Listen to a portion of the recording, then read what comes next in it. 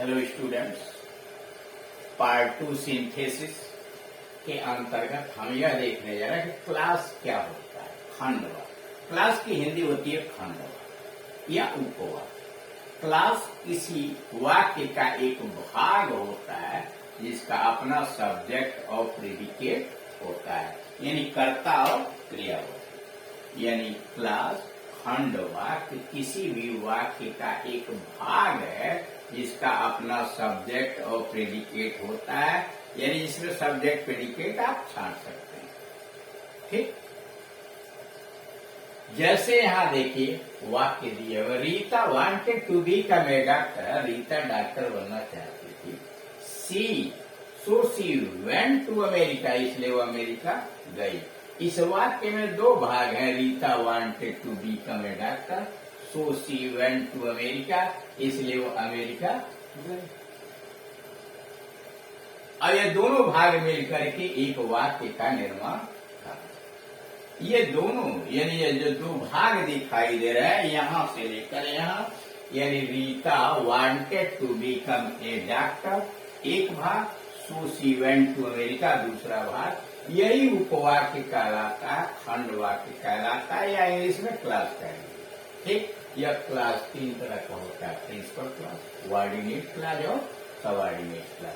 Principal class का मतलब प्रधान उपवाक्य, coordinate class का मतलब समानपदी उपवाक्य, सबऑर्डिनेट क्लास का मतलब आश्रित उपवाक्य। ठीक, अब ये क्लास की जरूरत क्या पड़ती है? जरूरत पड़ती है सेंटेंसेस को बनाने में, यानी कंपाउंड और कॉम्प्लेक्स। अब इसमें एक चीज, नई चीज आपके सामने आई कि टाइप्स ऑफ सेंटेंस।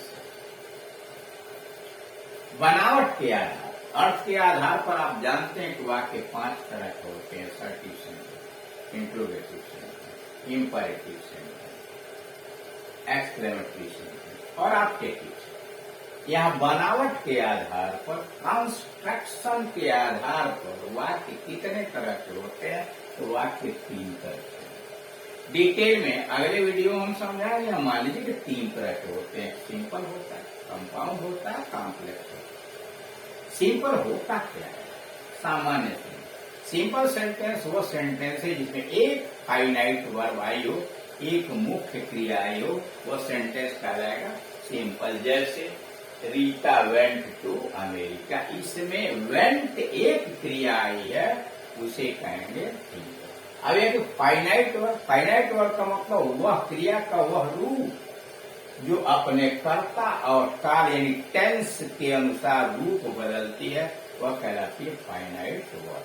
क्रिया कई तरह की होती है, finite verb, non finite verb, linking verb, axillary verb, phrasal verb, यह बात फाइनाइट है।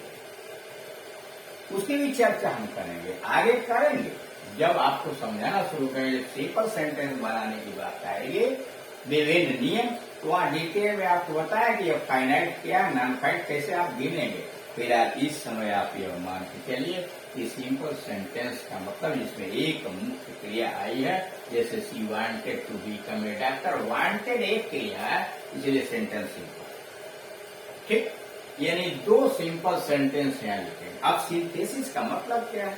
सिंथेसिस का मतलब वाक्य संश्लेषण का मतलब है कि आप 2 या 2 से अधिक वाक्यों को इस प्रकार से जोड़िए कि उनका भाव छूटने न पाए, सभी वाक्यों का अर्थ एक वाक्य में आ जाए, चाहे आपने सिंपल बनाया, चाहे कंपाउंड बनाया या कॉम्प्लेक्स।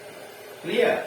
यानी 2 या 2 से अधिक सिंपल सेंटेंस को जोड़कर एक सिंपल सेंटेंस बनाना, एक कंपाउंड सेंटेंस बनाना या एक कॉम्प्लेक्स सेंटेंस बनाना, जिसमें पूरा भाव आ जाए, भाव छूटे नहीं, वही कहलाता है सिंथेसिस, वाक्य संश्लेषण।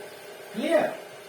हम यहाँ चर्चा क्लास की कर रहे हैं कि क्लास होता क्या? तो क्लास किसी वाक्य का एक भाग होता है जिसका अपना सब्जेक्ट और प्रेडिकेट होता है, और इसी क्लास के माध्यम से आप कंपाउंड और कॉम्प्लेक्स सेंटेंस बनाते हैं। जैसे हमने 2 वाक्य लिखा, Rita went to America, she wanted to become a doctor. इसमें दो बातें कहें, रीता अमेरिका गई, वह डॉक्टर बनना चाहती थी। दोनों को एक में भाव लेकर के एक वाक्य जोड़ा, डॉक्टर बनने के लिए रीता अमेरिका गई, या रीता डॉक्टर बनने के लिए अमेरिका गई। इसमें भी एक क्रिया हो गई, सेंटेंस फिर सिंपल हो गया और दोनों वाक्यों का भाव इसमें क्लियर। अब जरा वही वाक्य देखिए आगे जो है, Rita wanted to become a doctor, Rita doctor बनना चाहती थी, so she went to America, इसलिए वो अमेरिका गई। Since Rita wanted to become a doctor, चूंकि रीता डॉक्टर बनना चाहती थी, शी वेंट टू अमेरिका, वो अमेरिका गई। As Rita wanted to become a doctor, she went to America, क्योंकि रीता डॉक्टर बनना चाहती थी इसलिए अमेरिका गई। Rita went to America, Rita America गई, because she wanted to become a doctor, क्योंकि वह डॉक्टर बनना चाहती थी। फिर देखिए, Rita went to America, Rita America गई, सो दैट ताकि she might become a doctor. Clear. अब लास्ट में देखिए, Rita went to America, Rita America गई, पार इसलिए की, पार का मतलब है या इसलिए की, शी वांटेड टू बिकम, यानी ये जितने वाक्य जोड़े गए हैं इसमें भाव कहीं नहीं छूटा, इन दोनों वाक्यों का अर्थ इसमें आ गया। क्योंकि इसमें एक क्रिया आई हो वाक्य नंबर 2 में, इसको कहेंगे कि साहब ये सिंपल सेंटेंस है, यानी दो वाक्यों को जोड़ करके मैंने एक सिंपल सेंटेंस बनाया है। लेकिन यहाँ वाक्य नंबर 3 और वाक्य नंबर 8 कंपाउंड सेंटेंस है। क्यों कंपाउंड है? कंपाउंड इसलिए है कि प्रिंसिपल क्लास का एक कोऑर्डिनेट क्लास आया है, सो और यहाँ पर से जोड़ा गया, और वाक्य नंबर 4, 5, 6, 7 कॉम्प्लेक्स सेंटेंस है। क्यों? एक प्रिंसिपल क्लास है और बाकी सबऑर्डिनेट क्लास है। तो जिस वाक्य के अंतर्गत एक प्रिंसिपल और कम से कम एक उसका कोऑर्डिनेट क्लास आता है, उससे जुड़ा हुआ कोई समान प्रतीत होता है, वो सेंटेंस कंपाउंड है। और ऐसा कोई वाक्य है कि प्रिंसिपल है, सभी के सभी सबऑर्डिनेट क्लास है, आश्रित वाक्य है, सेंटेंस कॉम्प्लेक्स है। अब यह कंपाउंड क्या है, कॉम्प्लेक्स क्या है, प्रिंसिपल क्लास क्या है, कोऑर्डिनेट क्लास क्या है, सबऑर्डिनेट क्लास है, यह विस्तृत रूप से चर्चा इसके अगले पार्ट 3 के अंतर्गत करेंगे। फिलहाल यहाँ आपने देखा कि क्लास होता क्या है। क्लास किसी वाक्य का एक भाग होता है, एक अंश होता है, जिसका अपना सब्जेक्ट और प्रेडिकेट होता है, कर्ता और क्रिया होती है। कई उपवाक्य मिलके एक वाक्य का निर्माण करते हैं, यानी कम से कम 2 उपवाक्य मिलके एक वाक्य का निर्माण करते हैं, वो कंपाउंड हो सकता है या कॉम्प्लेक्स। ठीक, कंपाउंड कैसे बनता है, कॉम्प्लेक्स कैसे बनता है, जैसे जैसे आप आगे बढ़ेंगे उसके अनुसार प्रक्रिया होगी। अब इसमें मुख्य भूमिका क्या है?